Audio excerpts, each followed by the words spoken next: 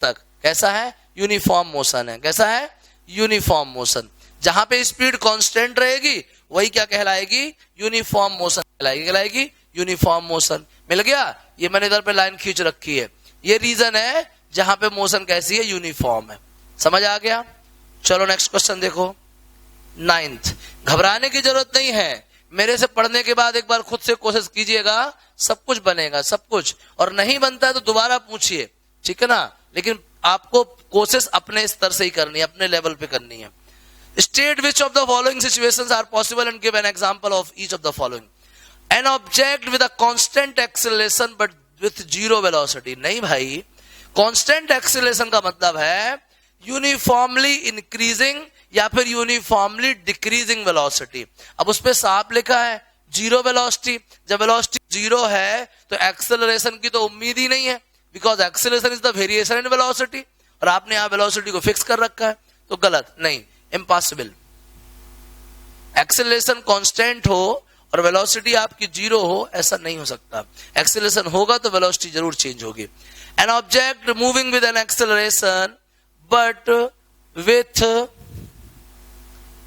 The uniform, oh sorry, हाँ, an object moving with an acceleration but with uniform speed. नहीं यार, अगर उसकी स्पीड यूनिफॉर्म रहेगी तो एक्सेलरेशन कांस्टेंट हो ही नहीं सकता है, या सॉरी, एक्सेलरेशन कुछ ना कुछ हो ही नहीं सकता। जब स्पीड यूनिफॉर्म है, स्पीड क्या है, यूनिफॉर्म, तो एक्सेलरेशन नहीं हो सकता है, ठीक है ना। हाँ, ये कह सकते हैं यार कि स्पीड मतलब कि वेलोसिटी का मैग्नीट्यूड यूनिफॉर्म है लेकिन डायरेक्शन चेंज हो रही है, तो एक्सेलरेशन पॉसिबल है। इसके लिए एक आंसर ये है कि जैसे इसमें बोलते हैं ना यूनिफॉर्म स्पीड, हालांकि पहले नंबर तो मैं ये बोलूंगा कि ऐसा पॉसिबल नहीं है, पहली सिचुएशन, क्योंकि अगर स्पीड कांस्टेंट है तो एक्सेलरेशन का सवाल ही नहीं उठता भाई, because acceleration is a change in velocity. Velocity में sorry, change in speed, speed में चेंज नहीं है, स्पीड में चेंज नहीं है तो एक्सेलरेशन कहां से होगा। लेकिन हम ये कह सकते हैं स्पीड मतलब होता है मैग्नीट्यूड ऑफ वेलोसिटी। स्पीड मतलब क्या होता है, मैग्नीट्यूड ऑफ वेलोसिटी। वेलोसिटी दो चीजों पे डिपेंड करती है, मैग्नीट्यूड पे भी और डायरेक्शन पे भी।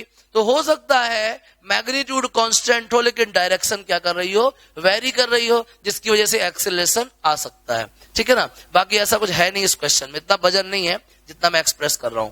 तीसरा, N object moving in a certain direction, ठीक है, with an acceleration in the perpendicular direction. N object moving in a certain direction with an acceleration in the perpendicular direction, ठीक है ना। कोई ऑब्जेक्ट इधर जा रहा है और उस पे एक्सेलरेशन कहां लग रहा है, इस तरफ पे, तो भाई वो सर्कुलर मोशन है। कौन सी मोशन है, सर्कुलर मोशन है, बिल्कुल सही बात है।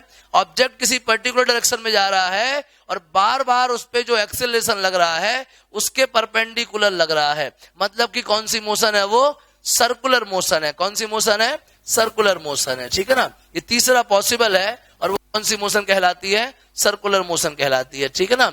चलो 10th प्रॉब्लम में आओ। An artificial satellite is moving in a circular orbit, ठीक है ना, ऑफ रेडियस, रेडियस दिया है, लो यार, 42250 किलोमीटर, ठीक है ना। Calculate its speed, it takes 24 hours to revolve around the sun, ठीक है ना। टाइम कितना दिया भाई, 24 आवर्स ना, 24 आवर्स, ठीक है, कोई बात नहीं। अपन को पहले क्या निकालना है, डिस्टेंस निकालना है। क्या निकालना है, डिस्टेंस।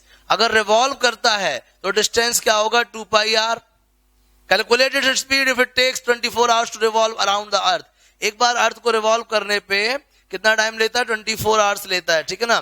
सबसे पहले अपन को क्या निकालना है, 2 पाई आर निकालना है। क्या निकालना है, 2 पाई आर। इसका रेडियस दिया है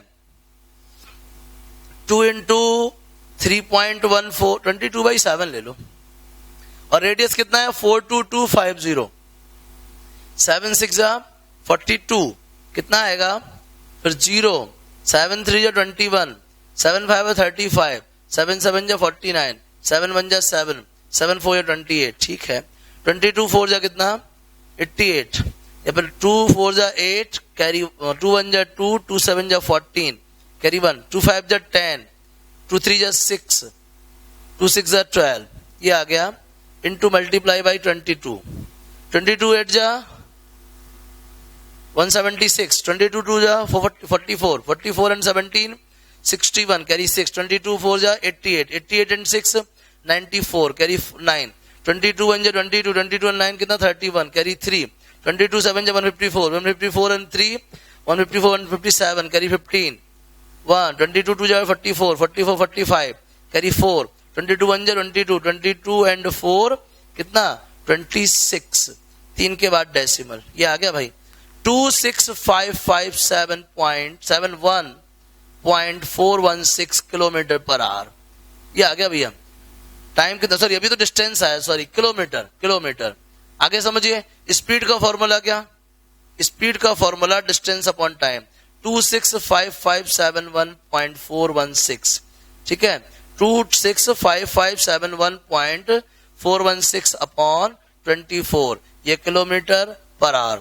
डिवाइड कर लो यार इसको, 24 बन जा 24, 2 बचेगा 24 बन जा 24, 1 बचेगा 0, 157, 24 4 जा 96, 24 5 जा 120, 24 6 जा 144, 144 कितना बचेगा 13, 131 अप्रोक्सीमेटली 4 कर लो 11044 किलोमीटर पर आवर, ये आ गया भैया, स्पीड आ गई 11044 किलोमीटर पर आवर। क्या प्रॉब्लम बताइए, उस सैटेलाइट के पहले सरकमफ्रेंस निकाल लेते, सरकमफ्रेंस निकाल लिया मतलब क्या मालूम चल गया अपन को, डिस्टेंस मालूम चल गई, टाइम 24 आवर्स दिया भी है, स्पीड का फॉर्मूला डिस्टेंस अपॉन टाइम आ गया अप्रोक्सीमेटली 11044। कोई प्रॉब्लम है बताइए, ये अप्रोक्सीमेटली है, कोई मुश्किल, चलो नेक्स्ट क्वेश्चन देखो, छाप लो इसको, हो गया पूरा, अभी बाजू में भी है नहीं है, लीजिए आपका ये एक्सरसाइज पूरा कंप्लीट हो गया, समझ में आ गया। चलिए पूरा एनसीईआरटी का एक्सरसाइज मैंने कंप्लीट करा दिया आपको, ठीक है ध्यान रखिएगा। और इसी के साथ साथ आपको जो इन टेक्स्ट है ना, होमवर्क लिख लीजिए, जितने भी इन टेक्स्ट हैं आपकी बुक में, वो सारे इन टेक्स्ट सॉल्व करिए, सारे एग्जाम्पल सॉल्व करिए, और जो मैंने नोट भेजा है उसके सारे प्रॉब्लम सॉल्व करिए। एक भी डाउट आए हमको जल्दी जल्दी मैसेज करिए, क्योंकि मंडे से नया चैप्टर स्टार्ट होगा, ठीक है ना। कैसा भी मोशन चैप्टर में किसी भी कोने का डाउट हो, थ्योरी से प्रॉब्लम हो, ग्राफ से प्रॉब्लम हो, न्यूमेरिकल से प्रॉब्लम हो, कुछ भी हो तुरंत मैसेज करिए, ठीक है ना। छापिए इसको।